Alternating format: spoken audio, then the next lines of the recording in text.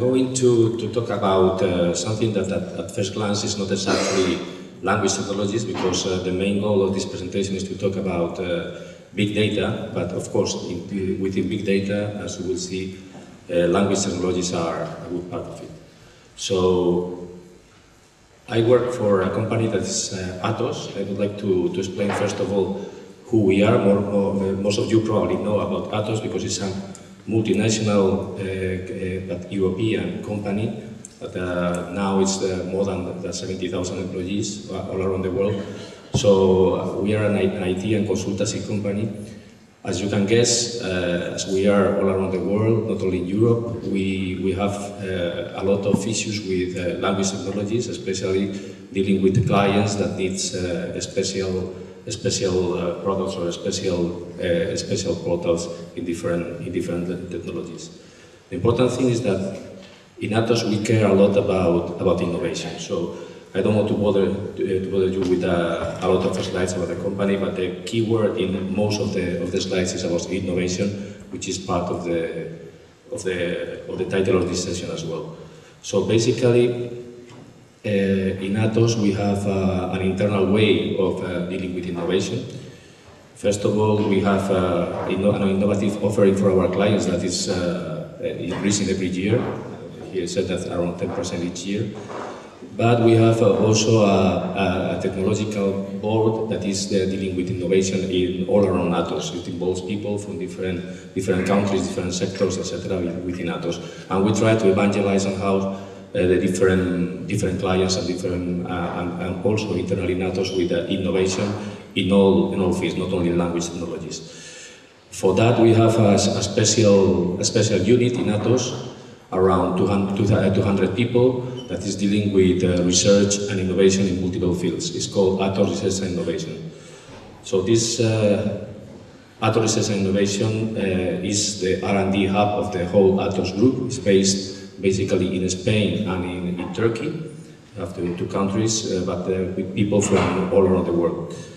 So we have a lot of projects, as you will see here, not only in research, but also commercial.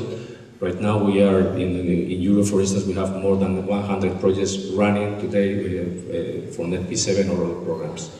So we are quite a large group of researchers trying to bring innovation from different areas to the rest of the company, and of course to our clients, which is the main goal here. So within Atos Research and Innovation, we have a special lab which is dealing with language technologies. Not only language technologies, of course, we are dealing with semantics in an ample sense, also with linked data or big data, which is the focus of this presentation, as I told you before. Later I will go to present this big project, which is a new coordination action from the European Commission dealing with big data. But now let me tell you, before going to that, a few examples of how we apply these technologies within Atos and in research projects. For instance, I don't know if you know, but Atos has been the main provider of the Olympic Games for a few Olympic Games right now, until now, and also for London 2012. So as you can imagine, this is a major project. It's probably the most important project that we have right now. Here you have some numbers about the different aspects of this project, but the key thing here is that the Olympic Games are essentially multilingual.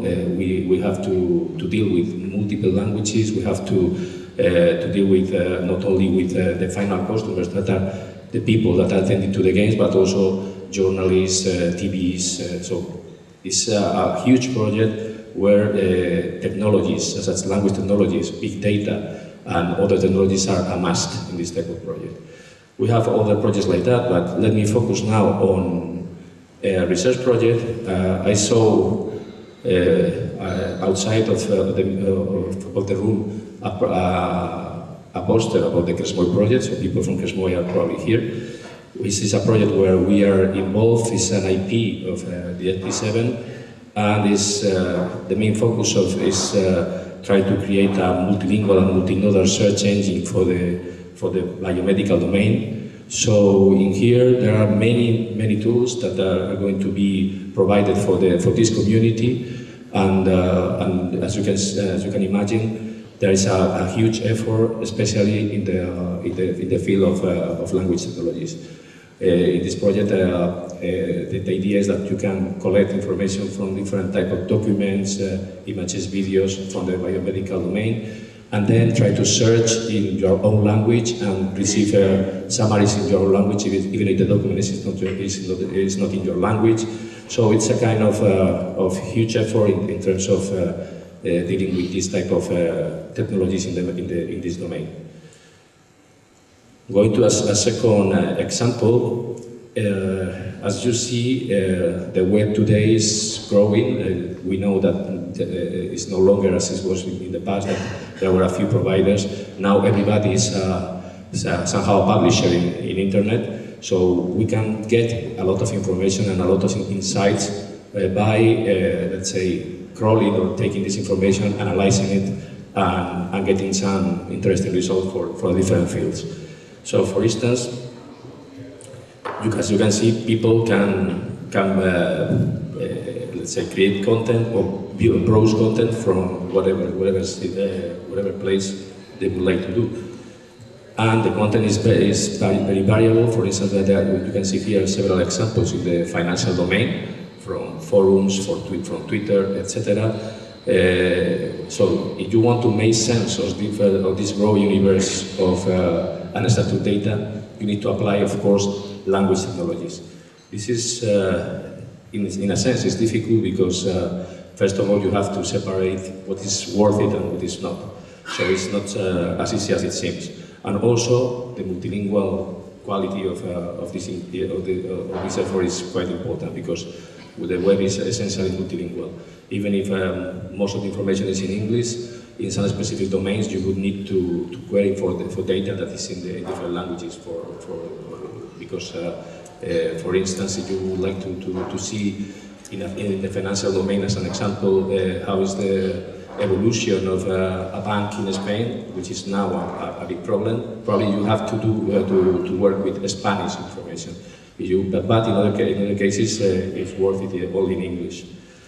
So in this sense, I'm going to explain to you about this project called FIRST, which is also an SPCM project, which is dealing with this type of information, but until now only in English.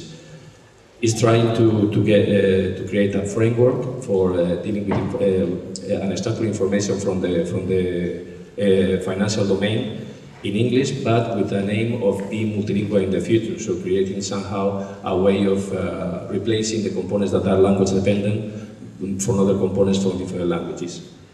So the idea of this first project is taking information from all these resources from the web, social media, blogs, news, Twitter, etc., mining this information and creating a kind of online stream or live stream of information. Of course, you need to get rid of HTML or all the things that are garbage, and the content is processed using natural language tools, different steps on a kind of pipeline that is dealing with this type of information. Then once we have this pre-annotated content, we need to extract some value or analyze this information, this data, in order to get some insights. In this case, in this particular project, the main objective is to get sentiments about financial instruments, financial stocks, volatility, price, etc., etc. And the idea is that at the end we will provide the decision support system, visualization tools for the financial analysts in order to get some more variables, not only from the extracted data that they already have, but also from the web and from unstructured data, which is also an important thing for them. Okay, those are some numbers about the things that we are doing until now. We have more or less 1 year of this pipeline running, and we have gathered more than 5 million documents from internet, and also a lot of tweets. We have analyzed them and created a first version of this information with analytics and so on. So you can follow this project if you like to see the effort there. So coming back to this big project, which is about big data. BIC is a new project from the European Commission. The European Commission is investing a lot of effort in this particular project. It's a coordination action.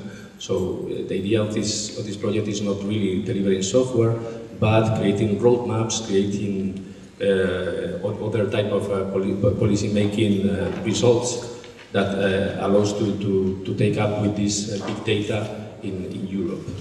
So the main the project is, let's say, the structure of the project is following a kind of dual approach.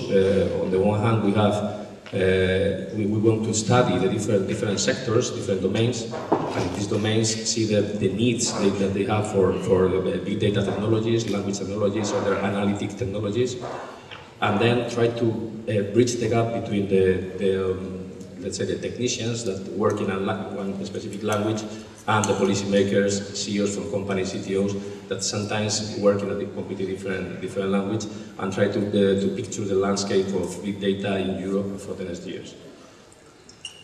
So apart from this state of the art of the big data technologies and the study of the different domains, what we have also is a road mapping activity. This road mapping activity will try to pave the way for the big data in Europe in the next years to come.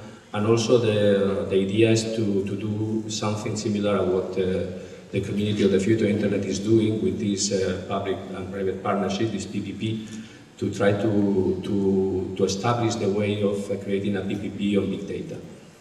So basically our philosophy in this project that we're starting now, so it's still very new, is that we need to contact the right profiles. First of all, within the project, but also outside the project. We need to find industry people, especially CEOs, CTOs, and get their insights in how to use big data, how to use analytic tools or language tools in different industries and different sectors. But also we have to try to get all this information to the public, especially in Europe. So the main idea here in the project is that we would like to contact you. So the idea is if you have any idea on how to deal with these technologies in different sectors, how to explain about the state of the art, for instance, in language technologies related to big data, I think this is a good opportunity for all of you to come to us, to this project, and try to explain your point of view and be part of this future of Europe in terms of big data. Thank you very much.